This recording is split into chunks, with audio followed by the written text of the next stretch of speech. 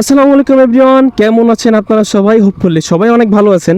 একটা নতুন বিষয় আপনাদের বলি, অনেকে হয়তো এই বিষয়টা জানেন, অনেকে হয়তো জানেন না। যারা নাকি এফজেড ভার্সন 2 যারা নতুন বাইক কিনতে যাচ্ছেন তাদের একটা বড় একটা প্রবলেম হবে, সেটা নাকি আপনারা আমার থেকে জেনে নেন। সর্বপ্রথম আমি এই বাইকটা কিনছি 2,36,000 টাকা ডিসকাউন্ট প্রাইস আর কি।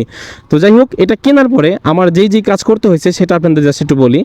সর্বপ্রথম আমার কাছে সবচেয়ে বিরক্ত জিনিস লাগছে হলো এইখানে এই চাপাটার ভিতরে দেখেন লাইটের কোনো অপশন নাই। দেখেন এই জিনিসটা আমার কাছে এত বিরক্ত লাগছে। আমার 1,000 টাকা দিয়ে আবার দেন এখানে চাপাটার ভিতরে আবার লাইটিংয়ের একটা একটা লাইট জ্বালানোর একটা সুইচ বসাইতে হবে, চাপাটা লাগাইতে হবে। এই জিনিসটা আমার কাছে খুবই বাজে লাগছে আর কি। যাই হোক, তো এমনি আমি বাইকটা চালায় খুবই কমফোর্ট পাচ্ছি, বাট একটু থ্রটল কম, এটা আপনারা সবাই জানেন। সেটা আমার কাছে কোনো ম্যাটার না। আমার কাছে আসলে স্মুথ একটা রাইড বা একটা কমফোর্ট একটা বাইকের প্রয়োজন ছিল, দ্যাটস আমি আর কি এফজেড ভার্সন 2 কিনা।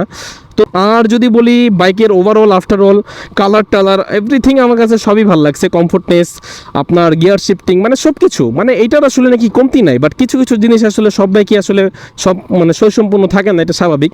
এই দুইটা জিনিস আমার কাছে অনেক খারাপ লাগছে। আর ব্যক্তিগতভাবে মাত্র যেহেতু 26 কিলোমিটার রান করছি, আরও রাইড করি দেন আপনাদের কাছে আরও কিছু বলতে পারবো আর কি, আশা করি। যেহেতু আমি এতদিন সুজুকি ব্র্যান্ডের বাইক চালাইছি, তাই আমার মোটামুটি আর কি ইয়ামাহা আর সুজুকিকে কম্পেয়ার করার জন্য মোটামুটি একটা বেসিক ধারণা হয়তো হয়ে গেছে, সেটা নাকি আপনাদের জানাতে পারবো। যারা নাকি এফজেড ভার্সন 2 কেনার ইচ্ছা তারা অবশ্যই আমার ভিডিওটা দেখবেন, কন্টিনিউ করবেন। ইভেন্ট প্রত্যেকটা দিনই নতুন নতুন কিছু আপডেট জানতে পারবেন ইনশাল্লাহ। কিংবা ভিডিওগুলো ভালো লাগলে অবশ্যই লাইক কমেন্ট করে ভুলবেন না আর কি। এটা আগে বলা দরকার ছিল, যাই হোক বলছি, করেন আপনারা ভাই। আমার জন্য আরও ভিডিও করতে আর কি হেল্পফুল মনে হবে আর কি। রাইট, ভালো থাকবেন। আল্লাহ হাফেজ সবাইকে, আল্লাহ হাফেজ।